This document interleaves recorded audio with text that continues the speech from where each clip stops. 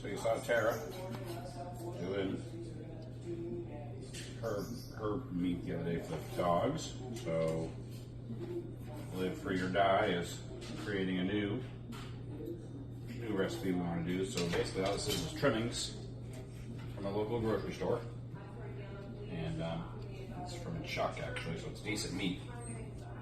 So basically just trying to cut off most of the fat, as you can see. Not that the fat's bad for the dogs, but it'll make a lot of grease.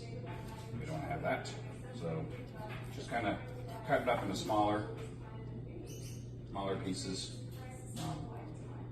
Bigger dog could probably have bigger pieces, but our dogs are medium and small. So anyway, yeah, it's just a start. How we do it. I'll show you more later. Hi, bye. Bye bye. Live Free or Die.